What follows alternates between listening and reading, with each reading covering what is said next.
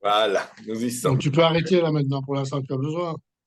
Je ne sais pas, Tu vas commencer on à va ta commencer. matriarchale. Oui, on va commencer. Agnès, bonjour. Bonjour, Rafi. Ça va? Oui, oui. Très bien. Alors, je propose que nous commencions parce qu'il est tard déjà, hein. Oui, le temps est passé. Alors, je vais monter comment ça s'appelle? Le diaporama. Ça commence. Je monte le diaporama, donc. Voilà. Est-ce que vous voyez le diaporama? Oui. Bon, Oui. Oui. Oui, oui, oui. ok, je l'agrandis un petit peu. Voilà. Eh bien, nous allons commencer. Donc, la dernière fois, nous avons essayé d'introduire le sujet, c'est-à-dire la guerre. La guerre, pourquoi? Et surtout, pourquoi l'homme tue l'homme, hein? C'est une question qui m'obsède depuis je suis très très jeune et je voudrais que on essaye un peu de comprendre plus ce dont on parle. Il y a relativement dans les écrits sur la guerre et sur pourquoi l'homme tue l'homme, il y a très peu d'écrits finalement. Il y a beaucoup d'analyses géopolitiques, etc., mais très peu sur la personne, pourquoi l'homme tue l'homme. Et c'est ça qui vient m'intéresser ici. Alors, je voudrais commencer aujourd'hui par une idée qui a été émise il y a fort longtemps, puisqu'elle a été émise par Plaute, qui était un écrivain qui écrivait des comédies. Et Plaute, dans l'Antiquité, a écrit cette phrase, c'était peut-être pas de lui d'ailleurs, il l'a peut-être repris de quelqu'un d'autre, mais on ne sait pas de qui, que l'homme est un loup pour l'homme. Homo homini lupus est. L'homme est un loup pour l'homme. Alors c'est une phrase très dure, ça. Hein. C'est d'ailleurs une phrase qui ne correspond pas à la réalité, parce que les loups, entre eux, ils se protègent. Ils fonctionnent en petits groupes et ils se protègent. Et puis on sait que les loups, par exemple, quand ils ont une compagne, ben, c'est une compagne pour la vie. Hein. C'est quelque chose de très particulier. Et les loups ne s'attaquent généralement pas à l'homme. C'est très rare quand les loups s'attaquent à l'homme. Alors, on a là, quand on dit que l'homme est un loup pour l'homme, on a là, on est face à un mythe, c'est-à-dire à quelque chose qui n'est pas réel. Et ça ressemble un peu à ce qu'on dit sur l'autruche, que l'autruche, quand elle est en danger, elle plonge sa tête dans le sol. Or, une autruche ne plonge jamais sa tête dans le sol quand elle est en danger, elle va s'enfuir à toute vitesse. Et nous savons que les autruches courent extrêmement vite, donc elles ont une chance d'échapper au danger. Donc c'est un mythe. L'homme est un loup pour l'homme du point de vue du langage, mais il y a quelque chose qui est dit là-dedans et par Plaute, c'est-à-dire que les hommes sont dangereux les uns pour les autres. Or, cette phrase-là, elle a fait histoire parce qu'elle a été reprise par énormément de gens, ne serait-ce que par Pline, ne serait-ce que par Erasme, Rabelais, Montaigne, bien d'autres encore, Schopenhauer et Freud. Freud l'a dit un peu différemment, mais ce n'est pas grave. Même Molière s'en est servi. Donc, on voit que c'est une phrase Plaute a semé quelque chose dans le patrimoine humain et ça a été repris par beaucoup de monde. Il faudrait aussi signaler Hobbes, Thomas Hobbes, le philosophe, qui en a beaucoup parlé. Hein. C'est quelque chose de très important chez lui. On y reviendra peut-être d'une autre façon par la suite. Donc, le pire ennemi de l'homme est l'homme, nous dira Schopenhauer. Vous savez que Schopenhauer avait une philosophie extrêmement pessimiste. Hein. C'était un homme qui a vécu toute sa vie seul. qui s'est isolé du monde autant qu'il pouvait. Le pire ennemi de l'homme est l'homme. Donc, jusqu'à maintenant, il n'y a pas grand-chose à dire là-dessus. Mais Plaute n'a pas exactement dit que l'homme est un loup pour l'homme comme nous le pensons. Il a dit comme ça, quand on ne le connaît pas, l'homme est un loup pour l'homme. C'est-à-dire que quand un individu ne connaît pas un autre individu, il va y avoir un rapport extrêmement tendu entre les deux individus qui ne se connaissent pas. Quand les individus se connaissent, il n'y a pas cette tension entre les deux. Ce n'est pas toujours vrai d'ailleurs, il peut aussi y avoir cette tension, mais elle est plus rare, disons. Hobbes, le philosophe, disait, et certainement il est également vrai qu'un homme est un dieu à un autre homme et qu'un homme est aussi un loup à un autre homme. C'est-à-dire on peut être l'un ou l'autre, on peut considérer l'autre d'une manière extraordinaire, l'idéaliser, ou alors en avoir terriblement peur. Et Schopenhauer nous disait encore là-dessus, c'est un peu pour étayer ce que je suis en train de dire, l'homme est au fond une bête sauvage, une bête féroce.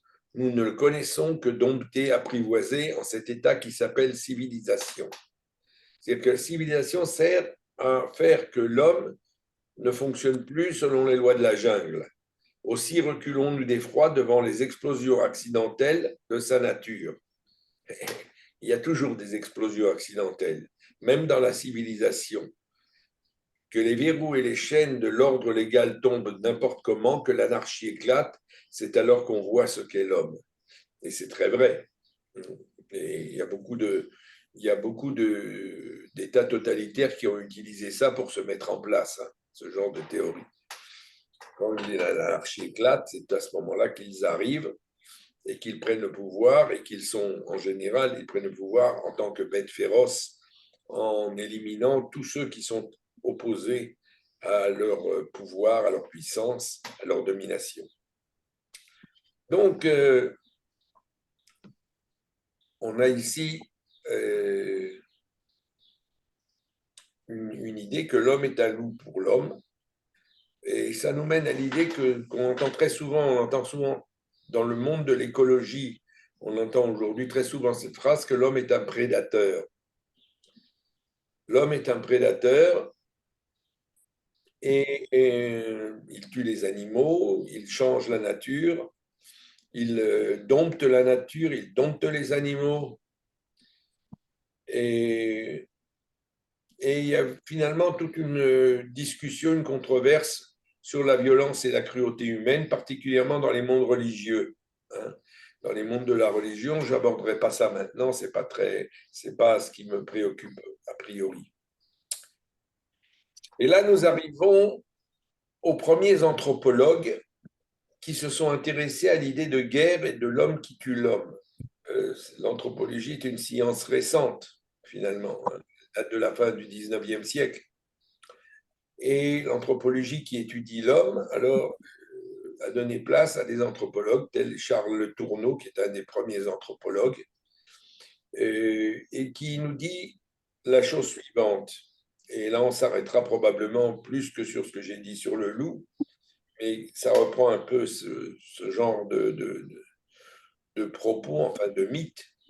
L'unique objet est d'exterminer les concurrents et souvent de les dévorer. Alors, dans le monde des civilisations primitives, quand on fait la guerre, qu'est-ce qu'on fait? On élimine le concurrent et on va le manger.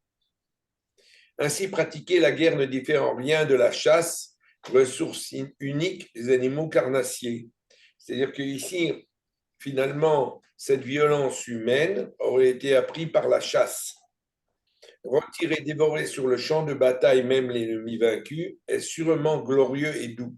Je ne vois pas pourquoi c'est doux, mais c'est son propos. Mais parfois, le guerrier sauvage a non pas moins de férocité, mais plus de prévoyance, et il réserve ses prisonniers pour de futurs festins. Tout est légitime contre l'ennemi. Les origines biologiques de la guerre les peuplades animales connaissent aussi la guerre intestine et elle a chez elle les mêmes résultats que dans les sociétés des hommes primitifs.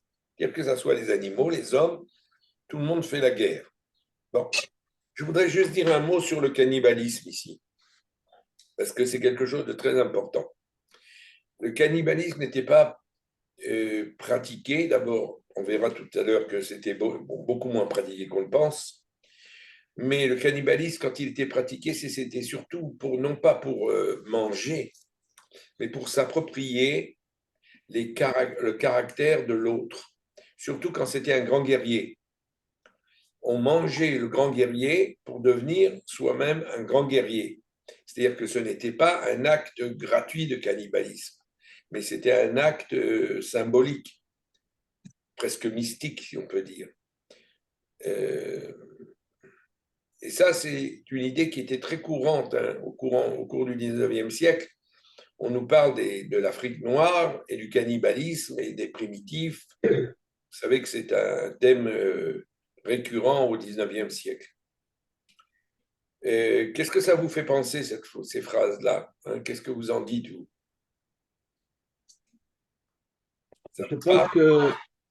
Je pense que ça réveille tout ce qui peut exister en termes de pulsion jusqu'à, je dirais, la folie sans limite. Et que par rapport au cannibalisme, je ne suis pas tout à fait partagé sur cette notion-là, bien que j'ai aucune connaissance, mais j'ose parler quand même. J'ai l'impression que dans le cannibalisme, la pire des choses qui peut atteindre la victime, c'est pas la mort, c'est d'être mangé par celui qui va le tuer. Et qu'il y a une dimension imaginaire qui rend la mort encore plus horrible, horrible. Et que on le voit donc dans les chefs d'État, que c'était Bokassa ou Idi Amin Dada, ou l'un des deux, ou les deux mêmes, qui pratiquaient le cannibalisme. Et donc, c'est pour nous, je veux dire, qui vivons ici, c'est tout à fait, je veux dire, anormal, mais pour des peuples qui le pratiquent, après, on s'habitue à tout dans la vie. Donc, c'est ça la gravité de l'être humain, c'est que, heureusement qu'on a des règles sociales de vie en commun, mais on pourrait avoir d'autres usages qui pourraient être viables, même si ça créerait des désastres, mais l'humanité continuerait à survivre. Mais donc, nous, heureusement qu'on n'a pas cela et qu'on a des règles de vie qui nous permettent qui sont plus sécurisantes. Mais voilà. Donc, on est face donc à toutes les pulsions, un peu comme les facettes d'un diamant. Il y a mille et une pulsions qui peuvent être destructives et qu'heureusement qu'on vit dans un Occident un peu pacifié parce que sinon, ça serait une insécurité totale, la peur d'être sous le, qui est un prédateur qui met la main sur nous. Et donc, c'est vraiment, heureusement qu'on est en sécurité quand même. Moi, Oui. moi, je voudrais dire sur les problèmes de la chasse et de la prédation, la chasse ou la prédation. Dans les sociétés animales, en fait, il y a une vraie différence entre la prédation et l'agression dans le clan, ce qu'on appelle l'agression intraspécifique ou extraspécifique. L'agression intraspécifique, donc comme la guerre chez l'homme, est finalement assez rare, pas quelque chose de fréquent. On retrouve ça chez les grands primates, donc assez proches de nous, ça chez des sociétés très organisées, très hiérarchisées, dans lesquelles il y a de la dominance, et il y a souvent des questions de prendre on va dire, soit le pouvoir dans le clan, soit prendre le territoire d'un autre clan. Mais finalement, ce n'est pas si fréquent que ça. Ce qu'on retrouve, bien sûr, c'est la prédation qui est dans toutes les sociétés animales, même pas les sociétés animales, les animaux qui vivent de façon isolée, on retrouve la prédation. L'agression intraspécifique, donc la guerre, oui, ça se trouve, mais dans des sociétés très hiérarchisées et pas finalement en termes de nombre, pas énorme. Par exemple, les fourmis, les meilleurs chasseurs, les meilleures guerres, c'est les fourmis. Elles sont extraordinaires, elles peuvent détruire tout sur leur passage et c'est très organisé. Il y a des guetteurs, il y a des gens qui s'explosent, des produits chimiques, c'est très organisé. Mais globalement, ce n'est pas très fréquent si on voit le nombre d'espèces animales sur Terre. C'est pas très fréquent. Et l'homme fait partie de cela. Et on va dire, la technicité, il est très fort pour tuer vraiment beaucoup. Mais c'est finalement quelque chose d'assez humain, en tout cas d'assez spécifique à l'homme. D'après Je voulais intervenir au sujet du cannibalisme. Je ne sais pas si vous vous rappelez un avion qui s'était écrasé en Argentine, dans les montagnes, il y a quelques années, il y a 30 ans à peu près. Et pour la survie, les gens ont mangé ben, des Les êtres voyageurs. voilà, des voyageurs pour pouvoir survivre. Déjà mort aussi. Hein. Déjà mort. oui, des Il cadavres, tuait pas. Oui, Il oui, tuait oui, bien sûr, bien sûr, bien sûr, bien sûr. Mais bon, voilà, ça fait réfléchir aussi, hein. absolument. Ben, Absolument. oui, en ce qui, Oui. Qui Et, est-ce et il me semble aussi que dans les sociétés animales, l'objectif n'est pas tant de tuer l'autre que de le soumettre. C'est-à-dire que les animaux ne vont pas jusqu'à forcément tuer leurs adversaires pour conquérir un territoire ou autre, mais ils veulent surtout le soumettre et le laisser. Si l'animal, l'autre, se soumet, il peut partir. Pas toujours, pas toujours. Chez les primates, pas toujours. Notamment, il y a vraiment des guerres de clans dans lesquelles on prend le territoire et on tue les mâles et on prend peut-être les femelles. Mais il y a de la, on peut mettre à mort aussi chez les animaux On va, pour on va en se soumettre. reparler de ça. On va en reparler de ça parce que c'est très important. Mais ce que nous dit le parce que moi, Alors, moi, j'avais encore une remarque. Euh, les cannibales, ça me parle dans le sens où ils veulent manger les qualités de l'autre. J'en ai déjà beaucoup entendu parler et je trouve ça intéressant. oui, absolument. Ils essayent de s'attribuer les qualités de l'autre, sa force guerrière essentiellement, mais pas seulement. Si c'est un homme intelligent, un sage, un chaman ou quoi, alors on le mangera parce que un sorcier, parce qu'il nous apportera des facultés nouvelles que nous n'avions pas. Mais il y a autre chose chez le tourneau que je voudrais noter, c'est le mimétisme. C'est l'idée de mimétisme, c'est-à-dire comme l'animal chasse, l'être humain chasse. Finalement, l'être humain est un animal pensant, mais il chasse, comme l'animal. C'est-à-dire qu'il y a une continuité dans la nature finalement, de ce qui passe au niveau du vivant et qui a été ce qui se passe au niveau du vivant est transmis à l'homme et l'homme se conduit comme l'animal, il va chasser. Il va chasser et il va combattre. Maintenant, c'est vrai que tout ce que vous avez dit est tout à fait exact, mais l'homme va devenir prédateur comme le lion est prédateur, comme le tigre est prédateur, comme beaucoup d'animaux sont prédateurs. Ils ne sont pas tous prédateurs. Il y en a beaucoup qui servent aussi de victimes d'une certaine manière, avec peu de défense. Mais, et encore, c'est tout relatif, parce que même un zèbre, d'ailleurs un zèbre n'est pas si facile que ça à atteindre pour un lion. Souvent, on se dit les zèbres sont des proies faciles pour les lions. On se trompe lourdement là-dessus, parce que quand on se prend un coup d'un zèbre, hein, quand il rue, ils peuvent faire très très mal au lion, très mal, et ça arrive. Donc, ce n'est pas aussi simple que ça, mais le zèbre, qui a priori est une proie et pas un prédateur, il est aussi un prédateur dans la mesure où il mange de l'herbe, des plantes, etc. Donc, tout le monde est prédateur d'une certaine façon dans la société, la création, dans l'univers. Tout est prédateur de quelque chose, parce que sinon, on ne peut pas se nourrir. Donc, il y aurait ici, derrière, un mimétisme. Nous allons voir maintenant un autre anthropologue qui a écrit un livre qui s'appelle Freud et le sauvage. On verra pourquoi, parce que Freud s'est occupé beaucoup par la suite, dans ses études, sur les sauvages,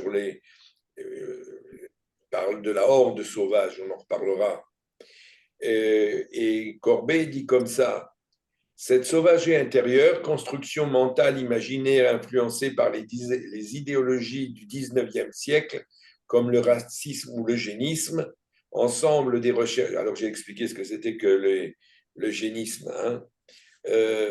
Alors là, il y a une construction mentale qui représente l'homme primitif d'une certaine façon, l'Africain, les gens qui sont dans les colonies, etc.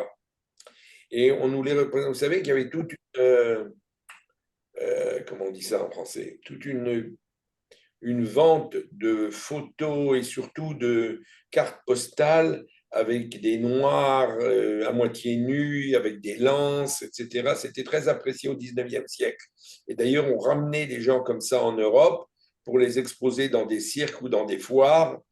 Regardez ces primitifs qu'on vous amène. Ce n'était pas seulement les primitifs, d'ailleurs, c'était les gens aussi anormaux, etc. Il y avait une grande soif de curiosité face à tout ce qui était soi-disant exotique. Et évidemment, comme c'était des gens de couleur et qu'ils n'étaient pas blancs, ils étaient inférieurs, c'était une autre civilisation, donc ils sont cannibales, donc ils n'ont pas de... ce sont des idiots, ils n'ont pas de... On ne prenait pas en compte leur religion, leur tradition, parce que très souvent, ils ont des traditions extrêmement... C'est pas parce qu'on est nu qu'on n'a pas de tradition et qu'on n'a pas de culture et qu'on n'a pas de valeur. Hein. D'ailleurs, il y a des grands spécialistes qui ont commencé à parler de ça, comme Lucien Lévy-Bruhl, par exemple, hein, qui ont dit les sauvages, ce n'est pas des sauvages. C'est une façon c'est une approche occidentale qui veut voir dans ces gens-là des races inférieures. Donc, on nous dirait qu'il y a ici une sauvagerie intérieure. Aujourd'hui, on emploie un autre mot. Comment on emploie? Il y a quelqu'un en France qui a employé cette expression. Je ne sais plus, j'ai oublié l'expression. Récemment, il y a une nouvelle expression qui est née, qui est liée un peu à ça.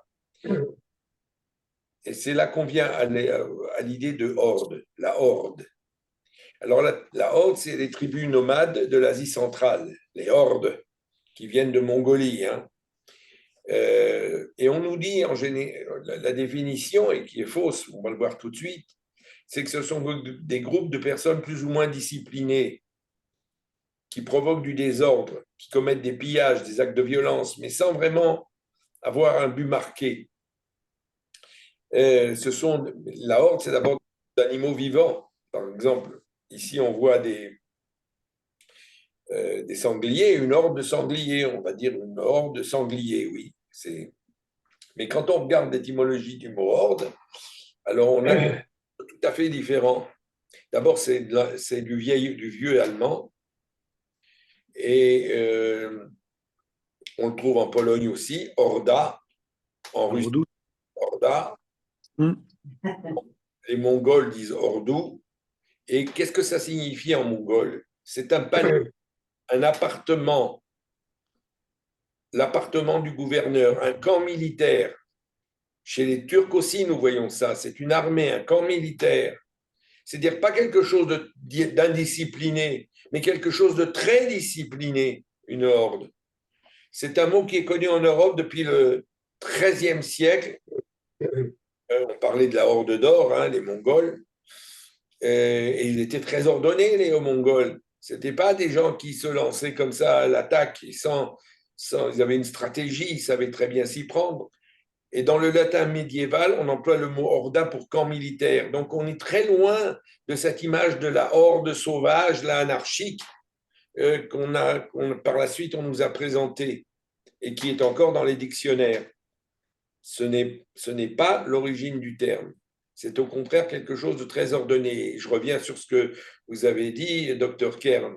Dans le monde animal et chez les primates, et on verra chez d'autres animaux encore, il y a des stratégies de combat. On ne se lance pas à l'assaut comme ça. C'est quelque chose de très... On va voir 2 films là-dessus. Les animaux ont une façon très, très sophistiquée de combattre. Ce n'est pas seulement nous, les êtres humains, mais les animaux aussi. Et évidemment, ceci va me mener à Darwin. Alors Darwin, qui est un naturaliste, un paléontologue, qui a établi la théorie de l'évolution et de la sélection naturelle, vous savez, on a fait beaucoup de mal à Darwin. Et on fait beaucoup de mal à Darwin. Vous avez aux États-Unis tout un courant anti-darwinien de millions de gens qui interdisent de parler de la sélection, de la d'évolution et de la sélection naturelle. Chez les Juifs aussi, hein, on va vous dire que Darwin est quelqu'un qui est complètement opposé au fondement de la Torah. Or, tout ça ne tient pas debout, parce que Darwin était d'abord un homme religieux, c'était un homme qui croyait en Dieu, ce n'était pas un athée comme on en a fait. Et c'était un homme qui a compris qu'il existe une évolution dans le monde. Cette évolution, elle est visible dans toutes les cultures humaines et dans toutes les traditions religieuses. C'est les traditions religieuses qui s'opposent à la théorie de l'évolution sont des traditions qui sont politisées, mais qui n'ont pas un réel fond. Prenez rien que la Bible, quand on vous dit que le monde a été créé en 6 jours, c'est déjà une évolution. Mais quand on sait que le jour de la Bible ne signifie pas 24 heures, mais des périodes de temps beaucoup plus grandes, alors on est en pleine évolution. Et c'est quelque chose de fondamental de comprendre que Darwin n'est pas un homme anti-religieux, c'est un homme qui simplement a regardé la nature. Il a aussi écrit un livre merveilleux que j'ai lu il y a quelques années, c'est l'expression des émotions chez l'homme et chez les animaux. C'est un des premiers pionniers qui s'intéresse aux émotions chez l'homme et chez l'animal. Et comment on l'aperçoit. C'est quelque chose d'assez extraordinaire. Vous l'avez dans ce livre, si vous voulez, vous pouvez le descendre, le télécharger dans Internet. Hein. C'est un livre absolument extraordinaire. Et alors Darwin va nous dire la chose suivante. Regardez, c'est très intéressant. Quand on parle, il faut bien se mettre dans la tête qu'on est sélection naturelle. Attention, quand il dit sélection naturelle, ce n'est pas du tout dans l'ordre nazi de la chose. Hein, parce que les nazis ont récupéré Darwin. Non, ce n'est pas du tout ça. La sélection naturelle, c'est celle dont Nietzsche va parler par la suite. C'est la sélection par adaptation. C'est-à-dire que celui qui s'adapte, eh ben, il survit. Celui qui ne s'adapte pas, ben, il ne survit pas. C'est tout simple. Donc, il va nous dire la chose suivante, Darwin. En juger par les habitudes sociales de l'homme actuel et la polygamie de presque tous les sauvages, il emploie encore le mot sauvage parce qu'à son époque, on l'employait encore, l'opinion la plus probable est celle que l'homme primitif a originellement vécu en petite communauté, chaque mâle ayant autant de femmes qu'il pouvait entretenir ou se procurer, et qu'il a dû par jalousie défendre contre tout autre homme. Ou bien il peut avoir vécu seul avec plusieurs femmes, comme le gorille, au sujet duquel les indigènes s'accordent à dire qu'on ne voit jamais qu'un mâle adulte dans la bande, ce qui est vrai. Les gorilles chassent tous les mâles, et il n'y a que le gorille qui réussit à défendre sa place, qui va avoir toutes les femelles, au sujet duquel les indigènes s'accordent à dire qu'on ne voit jamais qu'un mâle adulte dans la bande, et lorsqu'un jeune mâle s'est développé, il y a lutte pour le pouvoir, et le plus fort, après avoir tué ou chassé les autres, et se met à la tête de la communauté. Ça reprend ce que vous disiez, Dr. Kern, c'est exactement ça. C'est-à-dire, dans le monde animal, il y a un lion, il y a un gorille, et on chasse tous les autres. Et c'est vrai chez chez les cerfs aussi, chez les cerfs, c'est comme ça aussi. Chez beaucoup de sortes d'animaux, on a ce facteur. Ce n'est pas tous les animaux, mais il y a un mâle qui est le mâle dominant et qui va prendre la succession. Alors, c'est intéressant quand on parle de l'idée de pourquoi l'homme tue l'homme. On peut faire une relation peut-être, non? Vous ne pensez pas? Non? Ça vous, ça vous parle? Donc, on est dans les mêmes groupes de hiérarchie, c'est-à-dire que la société humaine est hiérarchisée comme ces groupes hiérarchisés. Et effectivement, ça veut dire que, par exemple, si on prend une guerre, elle est finalement décidée par les leaders. Elle n'est pas décidée par le bas par la base. Elle est décidée par celui qui est tout en haut. Alors le Hamas, ça peut être si noir. Israël, ça va être finalement Netanyahou, bien sûr, on va dire accompagné de ses conseillers, mais c'est quand même le leader qui finalement prend la décision. Absolument, absolument. C'est-à-dire que c'est très, très semblable à ça. Bien sûr, c'est plus compliqué, plus raffiné entre guillemets. Et Freud va dire la chose suivante. On verra beaucoup Freud par la suite. Hein, pas maintenant, c'est juste des petites choses. En 1917, dit Freud, j'ai adopté l'hypothèse de Charles Darwin d'après laquelle la forme primitive de la société humaine aurait été représentée par une horde soumise à la domination absolue d'un mal puissant. C'est la hiérarchie. J'ai essayé alors de montrer que les destinées de cette horde ont laissé des traces ineffaçables dans l'histoire héréditaire de l'humanité. C'est-à-dire ça passe de génération en génération. C'est quelque chose qui, finalement, implique tous les hommes à tous les temps, de tous les temps. Puisque c'est comme ça que ça s'est créé. Une horde qui n'était pas très hiérarchisée, peut-être, c'est dans ce sens-là, à mon avis, que Freud utilise le mot horde, c'est-à-dire quelque chose qui n'est pas hiérarchisé. Tout à coup, il y a un mal dominant, un mal puissant, qui va hiérarchiser la horde, et c'est lui qui va décider. C'est lui qui va décider, et à partir de ce moment-là, il y aura une hiérarchie. D'ailleurs, c'est intéressant quand on le voit chez les chimpanzés, par exemple, parce qu'il y a une vraie hiérarchie chez les chimpanzés. Hein. C'est des animaux qui sont assez intelligents. Mais, Et on va donc, oui, oui, contrairement à Freud, et où là je ne suis pas tout à fait d'accord avec lui, c'est pas brutalement que l'homme est devenu hiérarchisé. L'homme est hiérarchisé depuis le début. C'est-à-dire que globalement, imaginons l'hypothèse de Darwin qu'on descende du singe, etc. Les grands primates sont déjà hiérarchisés. Et l'homme est donc né déjà hiérarchisé. Donc la horde était déjà hiérarchisée. Il n'y a pas tout d'un coup une horde complètement désordonnée, puis tout d'un coup un mal qui arrive et maintenant on va faire ça. Je pense que c'est dans l'évolution que l'espèce humaine, Homo sapiens, Néandertal peut-être, a été hiérarchisée dès le début. Et il n'y a pas eu un moment où elle est devenue hiérarchisée, je crois pas. non, je suis d'accord avec vous. Je crois que d'ailleurs que oui, Freud aussi pense comme ça. Il d'une certaine manière ici, mais quand vous avez employé le mot homme et vous posez la question finalement, quand est-ce que l'homme apparaît? À partir de quand va-t-on définir l'homme?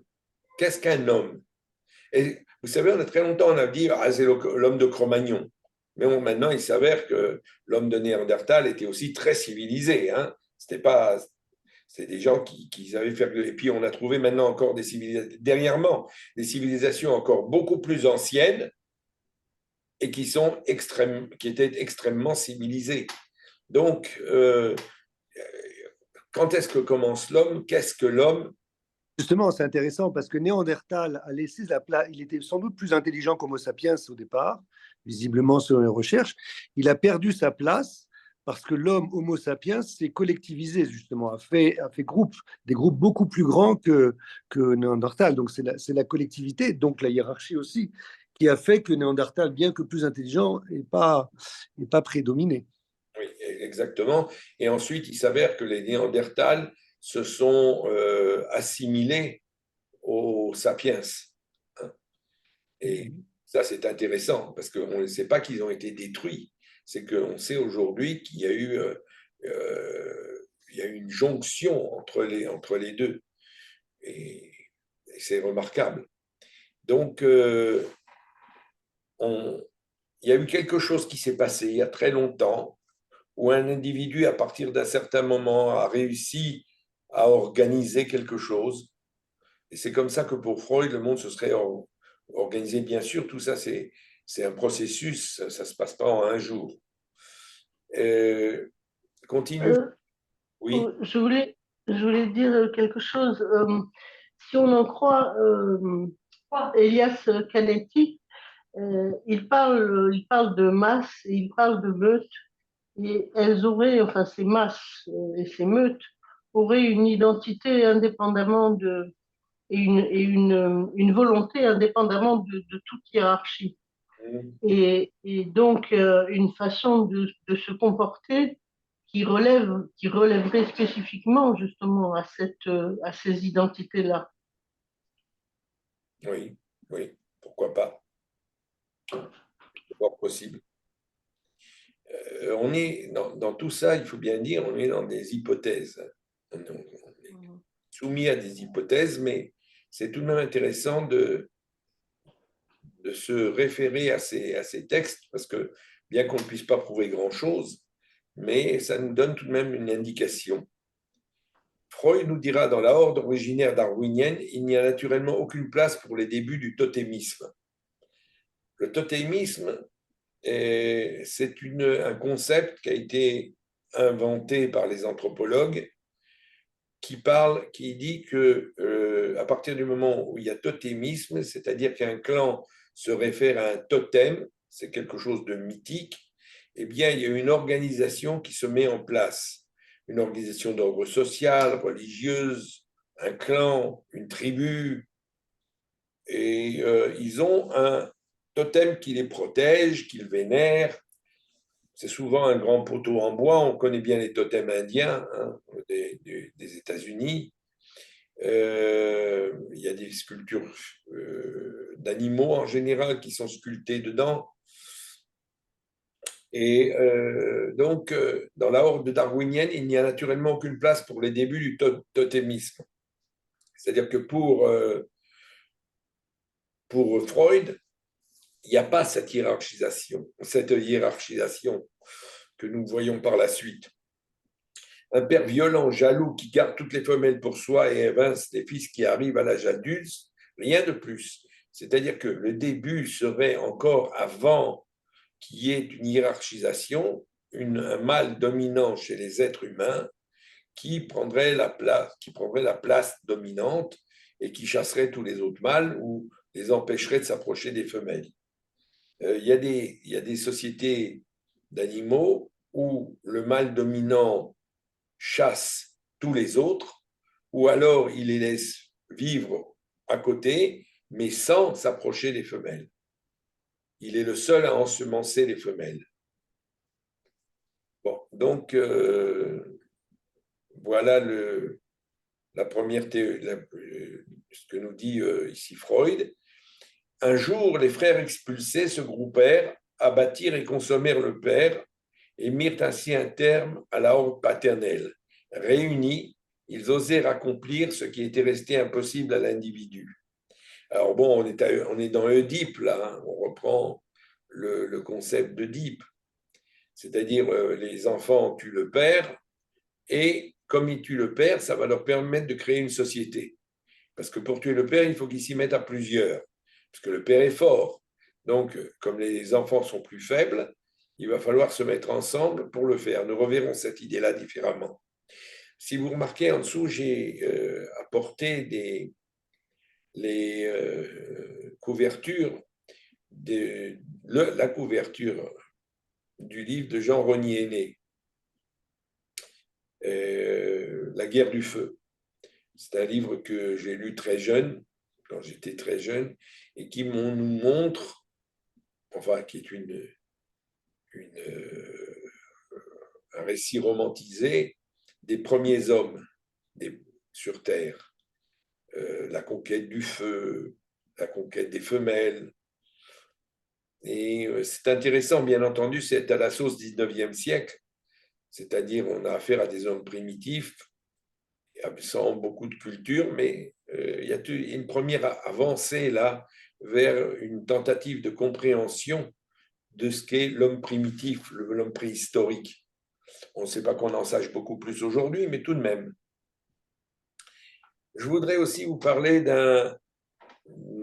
brièvement de André Leroi-Gourhan, qui était un anthropologue, un préhistorien très célèbre, et c'est lui qui a fondé la préhistoire moderne. Il a écrit beaucoup de bouquins, j'en ai lu plusieurs, c'est intéressant. Il a écrit beaucoup sur les techniques préhistoriques. Et lui va nous dire dans le geste et la parole, parce qu'il a étudié le geste et la parole chez les hommes de la préhistoire. C'est pas évident à faire, hein, parce que la parole, on l'entend pas, on l'a pas enregistrée. Et le geste, on le retrouve par des dessins, des choses comme ça. C'est très compliqué, mais il a réussi à en tirer quelque chose et il va dire entre la chasse et son doublé, la guerre. C'est-à-dire que pour lui, la guerre est une extension de la chasse. L'homme va commencer par chasser l'animal et puis ensuite il va chasser les hommes. Possible, imaginable. On retourne un peu à la géopolitique là. Parce que pourquoi on va chasser les hommes? C'est pour du territoire, c'est parce qu'on veut imposer sa domination, etc. Ça, je n'irai pas plus loin là-dessus. Bon. Quand on analyse l'idée de guerre et l'idée de pourquoi l'homme tue l'homme, on a deux types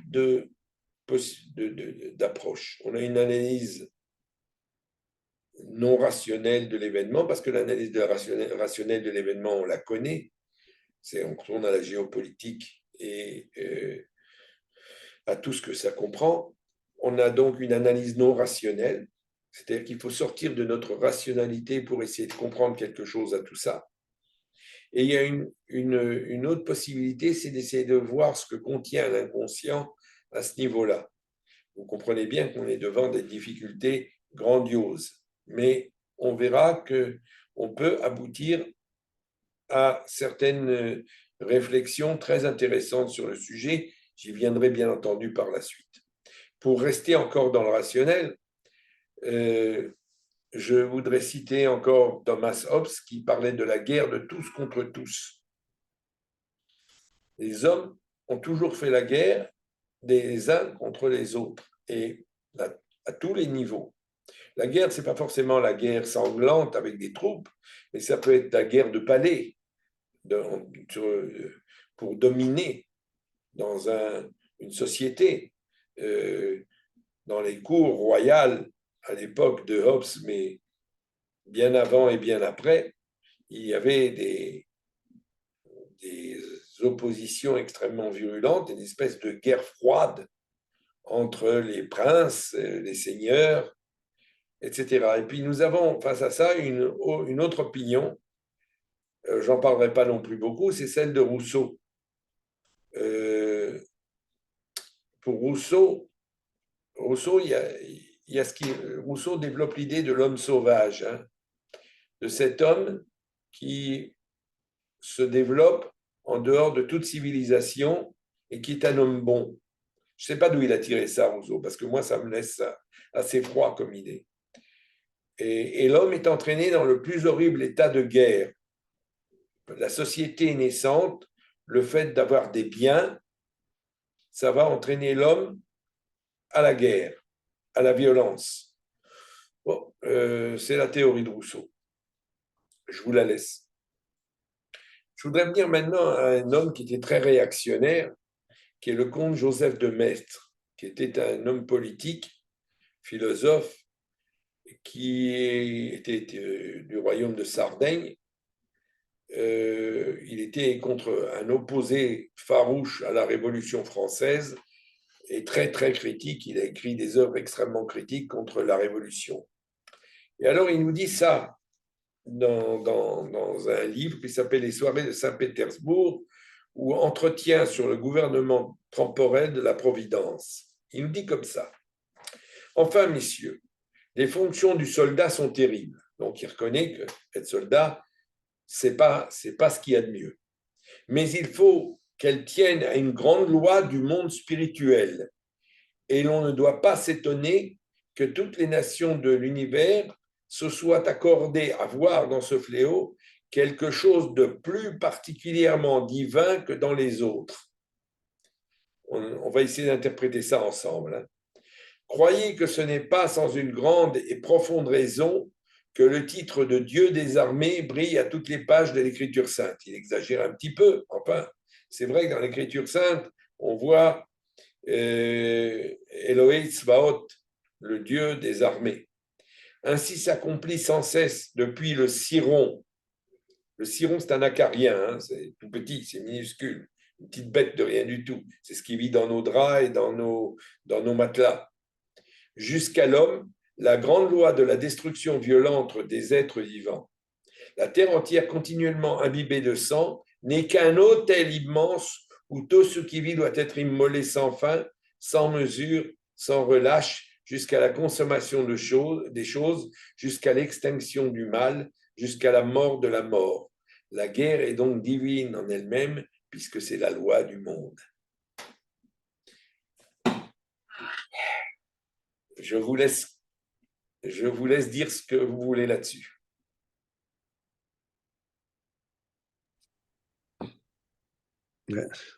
C'est le problème, c'est-à-dire que enfin, je ne sais pas s'il parle au nom de la religion ou au nom où la religion n'est qu'un prétexte, mais en tout cas, c'est le problème des religions de l'Antiquité jusqu'à nos jours, où certains tenants de ces religions pensent qu'effectivement, il y a une participation de Dieu à la guerre. Déjà, il participe à l'ensemble du monde, mais donc il participe aussi à la guerre et qu'il a un rôle à la guerre, un rôle un peu purificateur.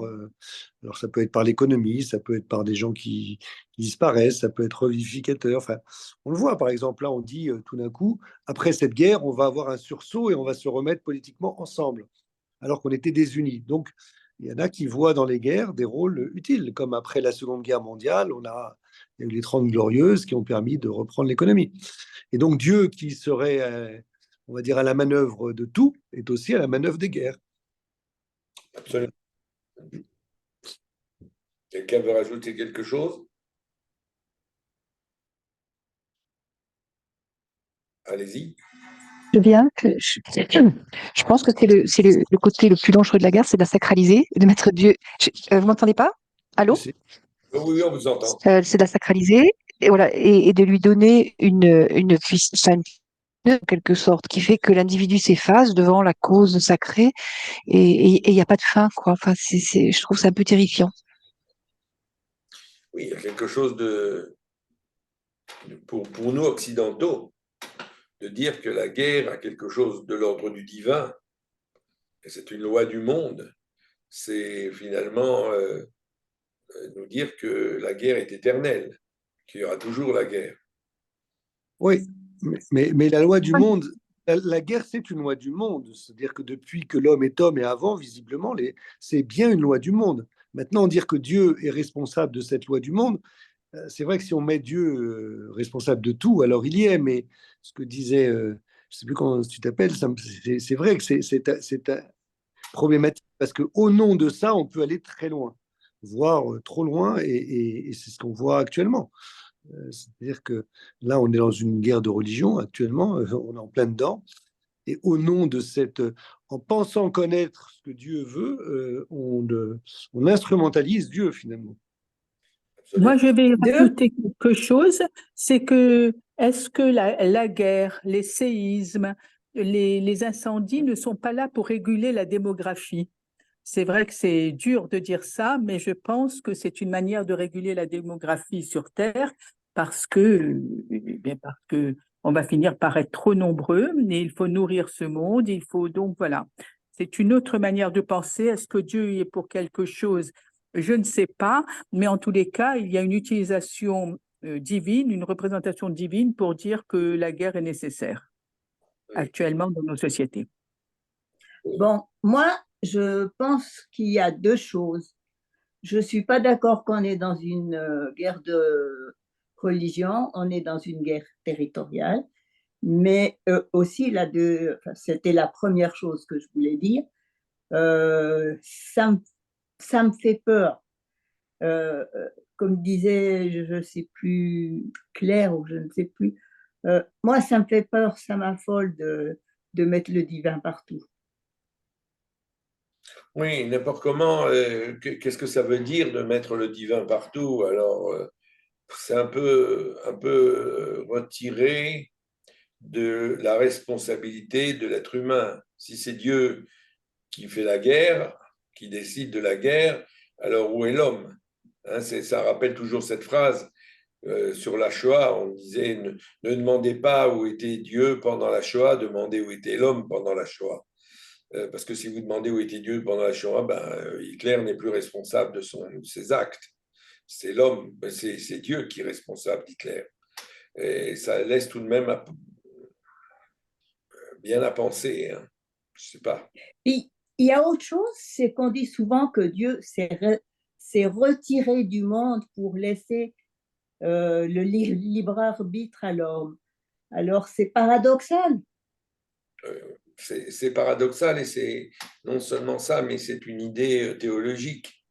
Et je voudrais qu'on comprenne là que si on fait intervenir Dieu, nos séances n'ont plus lieu d'être. Parce que demander pourquoi l'homme tue l'homme, ça n'a plus de sens. C'est Dieu, c'est fini, on a terminé. Donc, il vaut mieux se dire que je ne sais pas ce que ça veut dire que Dieu s'est retiré du monde. Il y a beaucoup de théories là-dessus. Hein. C'est quand l'homme ne se conduit pas bien, alors Dieu se retire du monde. Ou alors il y a les théories kabbalistiques qui disent que Dieu, pour créer le monde, s'est retiré du monde. Il a fait le tzimtzum. Je ne veux pas aller dans ce sens-là parce que je pense qu'on est fichu si on fait ça. On ne va plus pouvoir se poser des questions sur l'homme. On va se référer à Dieu. Eh ben, Dieu fait ça, c'est parce qu'il est méchant et il le punit, et où il nettoie le monde, etc. Oui. Et on reprend la dernière phrase, la guerre est donc divine en elle-même, puisque c'est une loi du monde. En fait, là, il implique par là même qu'il pense que Dieu participe au monde. Et si on prend par exemple Spinoza qui pense que Dieu existe, mais qu'en fait il n'influe pas sur le monde, donc c'est une loi du monde, la guerre. On le voit bien que c'est une loi du monde, puisqu'elle existe depuis la nuit des temps dans toutes les espèces animales. Mais ça ne veut pas dire que pour autant Dieu participe à ça. Donc là, il fait un raccourci en disant la même puisque c'est une loi du monde. Je pense que là, il y a un raccourci qui est effectivement maître Dieu, c'est dangereux et tout le monde en est bien conscient. Mais même sur le plan, on va dire philosophique, il y a un raccourci qui est, on va dire, trompeur. Et c'est intéressant ce que vous dites sur Spinoza, parce que Spinoza ne parle pratiquement pas de la guerre. Oui. Ça, c'est pas son sujet. Et il va parler beaucoup de la démocratie, ça oui, mais pas de la guerre. Et ça ne l'a pas motivé. Je ne sais pas pourquoi, mais alors il faut bien reconnaître que Joseph de Maistre est un réactionnaire, un vrai réactionnaire, un homme croyant, un homme où Dieu agit dans toutes choses.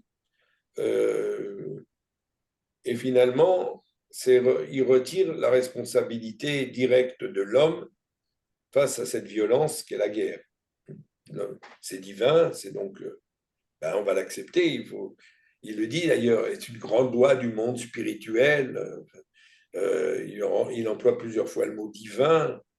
Et ça, il le dit depuis le ciron depuis l'acarien, depuis des bêtes microscopiques jusqu'à l'homme. Hein, jusqu'à l'homme, c'est toute la nature, toute la création. Avec ça, on peut être d'accord. C'est vrai que dans tout le monde, dans tout l'univers, on trouve de cette violence. Elle existe partout. Tout est imbibé de sang.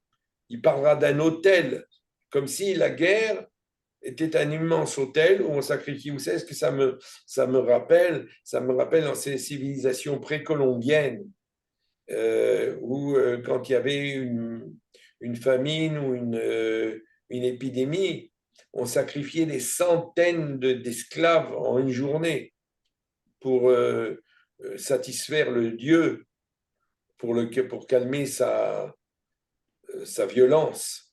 Hein, c'est imbibé de sang. Ce sont des propos assez difficiles accepter. Hein. Bon, continuons. Je voudrais aussi amener maintenant Léon Tolstoï. Alors ça, on connaît Léon Tolstoï. Et il va nous dire quelque chose de similaire au texte qu'on a vu jusqu'à maintenant. Il va dire: la guerre est sainte, d'institution divine. C'est une des lois sacrées du monde.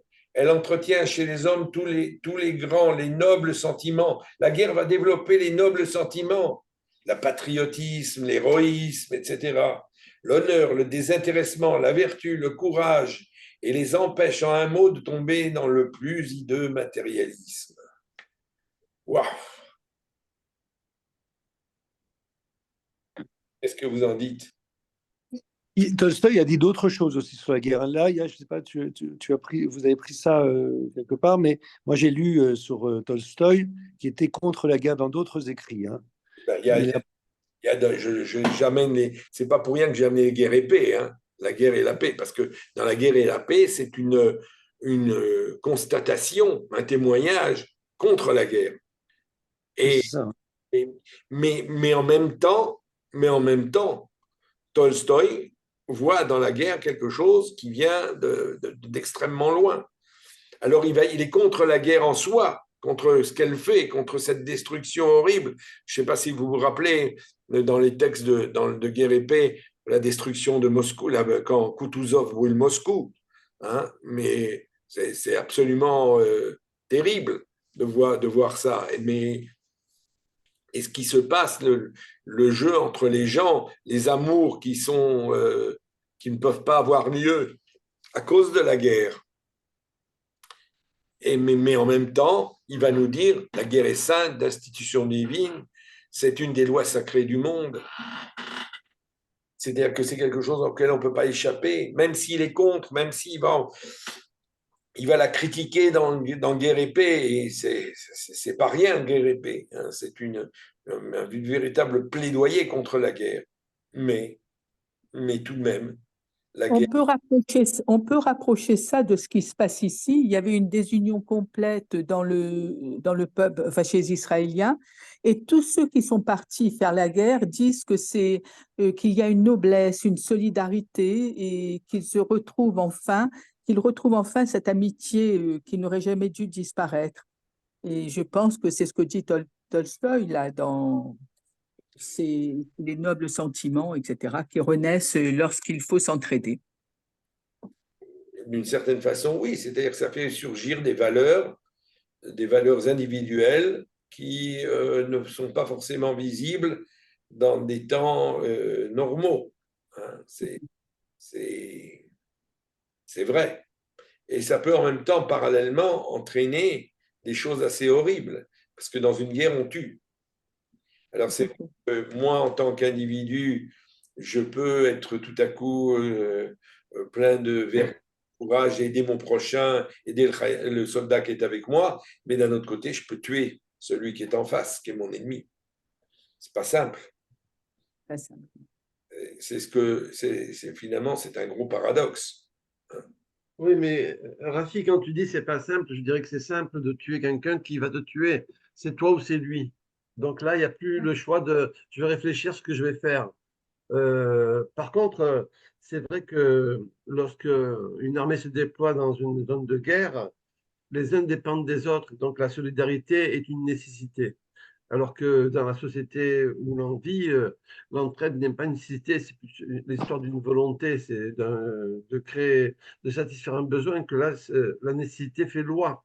Dans la guerre, si les gens ne s'entraident pas pour avancer, si les uns ne comptent pas sur les autres, c'est la débandade. Donc, ça ne peut survivre, ça ne peut se réaliser que par cette entraide. Et donc, effectivement, la guerre, ça développe les vertus parce qu'en fin de compte, ça se rapproche d'une notion essentielle qui trône au-dessus de tout ça, c'est la notion de pouvoir. Entre quelqu'un qui a le pouvoir et ceux qui sont protégés, ceux qui sont derrière quelqu'un qui est fort et qui se sentent un petit peu sous leur protection. Et toute la société, elle est construite autour de ça, aussi bien dans le règne animal que dans le règne des humains. L'homme, et effectivement, bien souvent, on voit que celui qui a le pouvoir pour que quelqu'un puisse prendre sa place, il doit presque lui faire sa peau. Il n'y a pas de... Quelqu'un qui est à la tête d'un pouvoir, rarement ne prépare sa succession. Ceux qui veulent prendre leur succession, eh ben, celui qui a le pouvoir leur lessive la planche, les empêche d'avancer. C'est comme ça, c'est dans la nature humaine. Quelque part, c'est dans la nature humaine, on pourrait, sur le plan statistique, le constater. L'expliquer, c'est différent. Mais en tous les cas, le pouvoir, ça se vérifie même dans le domaine militaire où les gens ils ont le droit de vie sur leur adversaire. Et donc, c'est se battre pour un territoire, se battre pour la survie. C'est aussi pour l'être humain s'assurer de vivre en sécurité et de détruire tout ce qui peut le menacer. Oui, mais je ne sais pas si... C'est très compliqué tout ça, parce que on a parlé tout à l'heure des sentiments nobles que les hommes peuvent développer pendant la guerre. Mais les sentiments nobles, ils sont souvent, on l'a vu d'ailleurs dans des films sur la guerre du Vietnam, où des soldats se livrent à des actes abominables, bien qu'ils ont des sentiments nobles, ils sont courageux, ils vont agir selon les ordres, ils vont obéir, ils vont être héroïques, mais en même temps, ils peuvent faire des choses abominables. Oui, mais ça, c'est parce que en fait, il y a une union, enfin, les sentiments nobles sont dans le groupe, et l'autre groupe est vu comme l'ennemi irréductible. Et à ce moment-là, on peut, on va dire, avoir les sentiments nobles, comme dit le prédécesseur, avoir les sentiments vis-à-vis du groupe, et pour autant se défouler, si j'ose dire, sur l'ennemi qui, lui, est irréductible. Et auquel cas, c'est facile à ce moment-là. Enfin, on prend le Hamas, ils ont peut-être une solidarité entre eux, en tout cas dans le groupe du Hamas, parce que pas vis-à-vis de leur population, mais dans le groupe. Et ils ont un groupe en face, un ennemi qui est déshumanisé, sur lequel on peut tout faire. Et donc là, il y a effectivement les deux versants de l'homme qui sortent. D'un côté, ses pulsions destructrices, et de l'autre côté, sa raison, sa solidarité.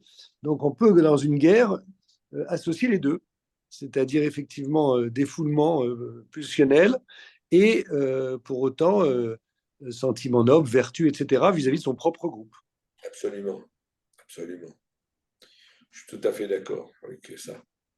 C'est un vrai paradoxe d'ailleurs. Mais c'est comme ça. Thomas d'Aquin est un des théologiens. Bonne journée. Toi aussi. Merci. Aujourd'hui, c'est froid. Il y a un micro là qui gêne.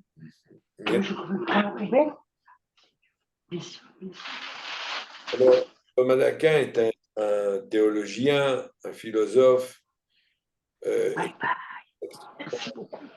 du monde chrétien. Il a été influencé par Aristote. Il y a un livre énorme qui a été écrit sur Thomas d'Aquin et Maïmonide, si vous connaissez, parce que Thomas d'Aquin a été influencé par Maïmonide. Et Thomas d'Aquin, que les catholiques appellent Saint Thomas d'Aquin parce qu'il a été canonisé, va nous dire quelque chose de complètement opposé à ce que nous avons vu jusqu'à maintenant. Il va nous dire qu'il n'y a que le péché qui soit contraire à un acte de vertu. Or, la guerre est contraire à la paix. La guerre est donc toujours un péché. Il a une autre approche, c'est une approche beaucoup plus religieuse du fait de guerre, ce qui n'est pas du tout celle de la Bible, hein, celle de la Bible juive.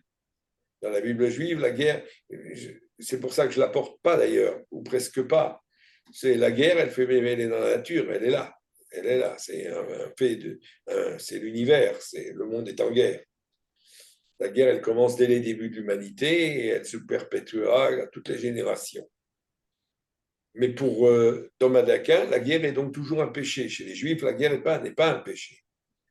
Mais comme il est un chrétien et comme Jésus tend l'autre joue, alors la guerre est un péché si on ne tend pas l'autre joue. La guerre est un péché.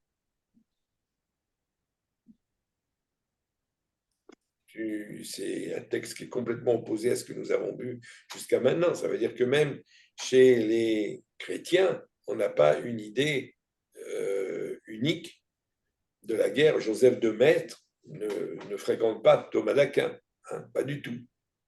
Ce sont des personnages qui sont complètement opposés. Et je dois vous dire que Thomas d'Aquin a souffert beaucoup parce que il a été mis, ses textes ont été excommuniés très souvent. Ça a pris du temps à ce qu'il soit reconnu par l'Église. C'était un il était partisan d'Aristote, il était un scolastique, il était un des premiers scolastiques. Et donc, on peut comprendre Thomas d'Aquin dans ce qu'il pense par rapport à, on va dire, à la religion elle-même, puisque les 10 commandements, c'est tu ne tueras point. On peut dire tu ne tueras point, la guerre entraîne la mort, donc c'est effectivement hors du commandement, donc un péché. Donc, oui, je pense que ça colle bien. Et alors, ce qui est intéressant dans ce que vous dites, c'est qu'il y a deux choses. D'abord, quand Caïn tue Abel, Dieu ne tue pas Caïn. Comment on dit, il l'envoie en exil, va dans le monde. Il est narvanade, va dans le monde. Mais par la suite, on va nous dire que si un homme tue un homme, cet homme doit être tué. Donc, on a là aussi cette opposition entre les textes. Pourquoi Dieu ne tue pas Caïn? Et pourquoi, par la suite, on va dire que si un homme tue un homme, cet homme qui a tué doit être lui aussi tué. Compliqué. Il n'y a pas de solution à ça. C'est des paradoxes qui sont des apories comme ça qui sont là. La guerre est un acte violent. Il faut toujours replacer la guerre avec la violence. Et alors, la violence, c'est le latin vis. Hein, vis, en latin, c'est la puissance, l'agressivité, la force. Donc, la violence, c'est là où il y a de la puissance, de l'agressivité et de la force. Et à ce moment-là, on va avoir un autre terme, c'est le mot viol. Viol et violence, c'est un rapport. Le viol, c'est un rapport sexuel imposé à quelqu'un par la violence, c'est obtenu par la contrainte, et c'est un crime pénal aujourd'hui dans notre société. C'est un manque grave de respect, de transgression, c'est une action de souiller un lieu sacré. Investir l'espace de l'autre par la force. Le viol, ce n'est pas forcément un viol sexuel, mais on peut violer une terre. Chez les Indiens d'Amérique, dans beaucoup de tribus, il y avait des zones qui étaient interdites aux hommes, où on n'avait pas le droit de circuler, et où étaient enterrés les morts, où il y avait des totems, etc. Qu'est-ce qu'ont fait les Blancs en arrivant là-bas? La première chose qu'ils ont fait, c'est de rentrer dans ces régions qui étaient interdites, de souiller ces régions pour les Indiens. Donc, on voit que la guerre, c'est investir aussi un espace. C'est pas forcément une guerre qui va tuer, mais c'est prendre la place de l'autre. Et alors, je voudrais maintenant aller encore un peu plus loin et parler de l'apoptose, de la mort des cellulaires programmés. J'irai que jusqu'à là, je n'apporterai pas les textes d'Amaisen aujourd'hui. Hein. C'est un bon texte. Mais c'est un processus par lequel les cellules déclenchent leur autodestruction en réponse à un signal. Par exemple, on voit que quand on pèle des mains, hein, ou on pèle des pieds, ou on pèle parce qu'on a pris un coup de soleil, c'est un dégât cellulaire qui mène à la mort des cellules. Et quand on a la peau qui pèle, ce sont les cellules qui sont mortes. Et donc, on a quelque chose en nous qui s'autodétruit constamment. D'ailleurs, c'est bien parce que ça permet à d'autres cellules d'apparaître. Et on pourrait dire que la mort, finalement, entraîne la vie. Mais c'est une notion qui est tellement intrinsèque à nous-mêmes, c'est à l'intérieur de nous-mêmes, que ça pose question. Alors peut-être que quand on nous dit que la mort est quelque chose de naturel, eh bien là, on voit que cette mort des cellules, soi-disant qui se suicident par elles-mêmes, mais qui se suicident parce qu'il y a un signal, parce qu'il y a quelque chose, alors la cellule va mourir. C'est quelque chose de très très fort comme idée. Hein. C'est quelque chose qui nous dit que finalement, la mort et le meurtre, c'est quelque chose qui est en nous, qui est dans notre corps. D'ailleurs, je voulais reprendre sur un des textes qu'on a vu précédemment, que je crois que c'est le texte de Joseph de Maistre, où quand il dit que la terre est imbibée de sang, nous, tout ce qui vit parce qu'il détruit quelque chose d'autre. Consommer quelque chose, c'est tuer quelque chose, que ce soit une plante, que ce soit un animal, que ce soit quoi que ce soit, pour pouvoir survivre, nous sommes obligés de tuer. Souvent, on me pose la question, pourquoi tu n'es pas végétarien? Et j'explique aux gens, parce que sur Terre, tout se nourrit de tout. Ce n'est pas seulement sur Terre, c'est dans l'univers. Tout se nourrit de tout. Donc, c'est un espèce de cercle vicieux comme ça. La Terre se nourrit, je me nourris de la Terre, mais la Terre se nourrit de moi aussi, de mon corps. Donc, c'est quelque chose qui est intrinsèque à l'existence. Non pas au vivant, parce que je pense que je dirais presque parmi les étoiles, on a un peu les mêmes phénomènes, mais c'est quelque chose qui est là, qui est présent en nous. Et la fois prochaine, je voudrais qu'on attaque le texte d'Amaïzen sur la question, parce qu'Amaïzen a beaucoup parlé de ça. Il a écrit un livre formidable là-dessus. Je vous conseille de le lire aussi.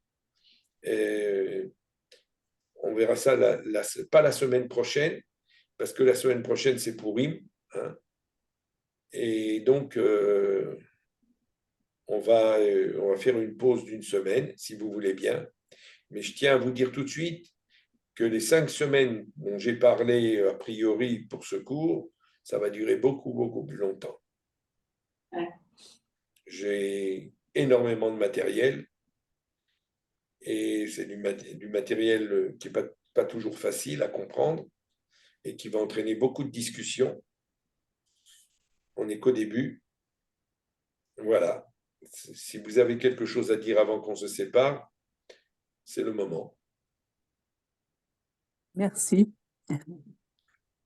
Là, pour revenir sur la dernière problématique de l'apoptose et la mort cellulaire, et effectivement, on respire de l'oxygène sans arrêt, on dégage du gaz carbonique, on peut aller effectivement même sans manger, mais pour autant, je pense que le commandement justement tu ne tueras point, il est quelque part à la base de toutes les sociétés.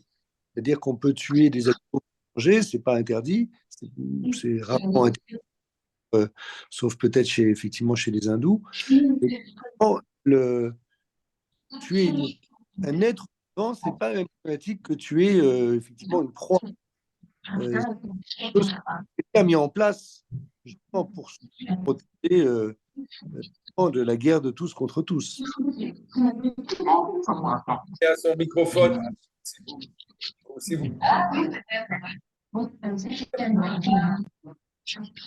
Fermez votre microphone. Je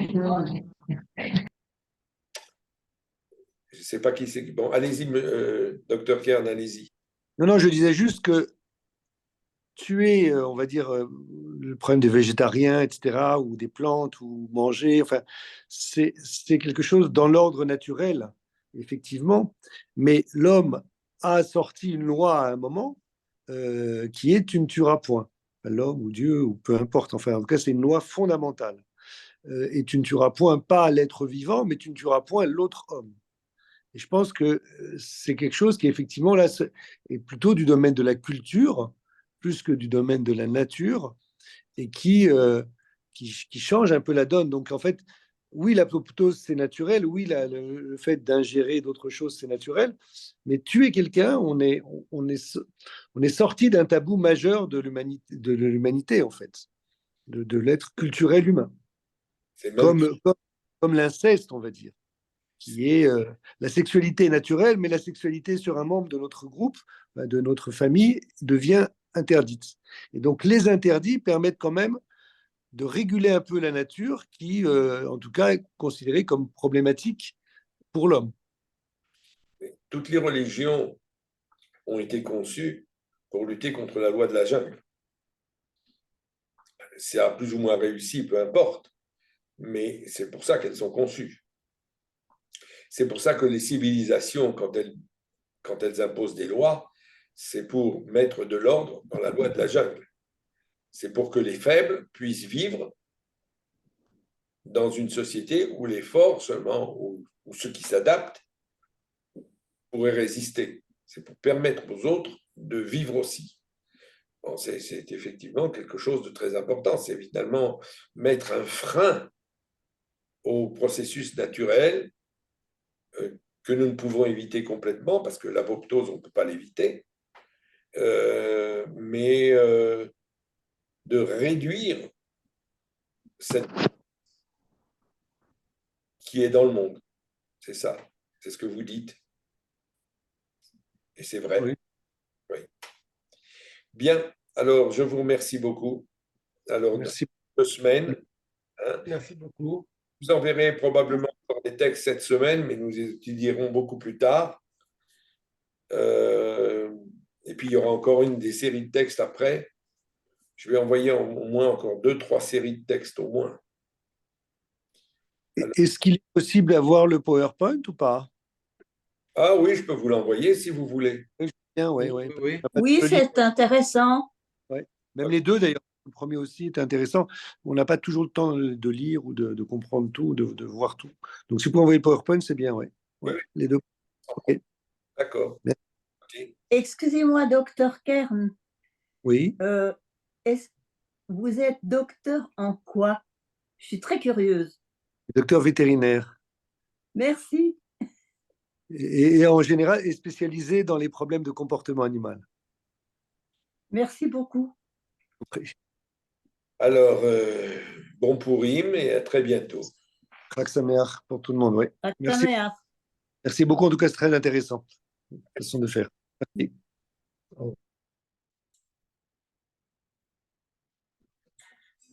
Monsieur Rosnier. Oui. Oui. Quelqu'un m'a posé une question? Oui, excusez-moi aussi.